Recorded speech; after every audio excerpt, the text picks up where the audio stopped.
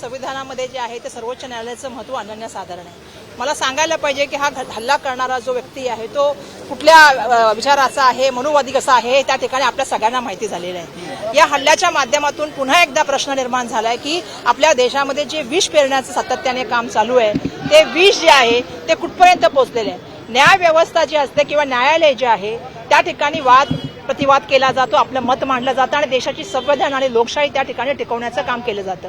मला सांगायला पाहिजे की माननीय सर्वोच्च न्यायालयाच्या सरन्यायाधीशांवरती हा हल्ला होतो म्हणजे काय झालं, मुख्य न्यायाधीशांवरती जो हल्ला झाला ही खरं तर दुर्दैवाची गोष्ट आहे। आपल्या महाराष्ट्राचे ते सुपुत्र आहेत आणि त्यांच्याबद्दल आमच्या मनामध्ये नितांत आदर आहे। आपल्याला माहिती आहे की ह्या देशाचं संविधान मांडणारे ते आहेत आणि त्या ठिकाणी संविधानाच्या प्रती समर्पित होऊन ते सातत्याने काम करत असतात।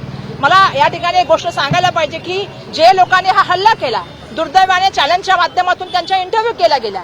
आज चॅनलचा एक बूम त्यांचा सुद्धा ANIचा त्यांनी त्यांचे इंटरव्ह्यू घेणं आणि त्यांना आपली भूमिका सांगायला म्हणजे ज्या व्यक्तीने हल्ला केला त्या व्यक्तीचा मोठ्या प्रमाणामध्ये निषेध करण्यासाठी आज आम्ही या ठिकाणी उतरलेलो आहोत।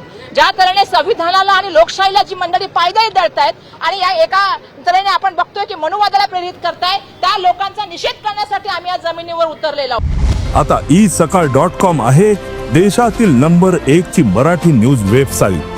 प्रत्येक अपडेटसाठी isakal.com ला नक्की भेट द्या।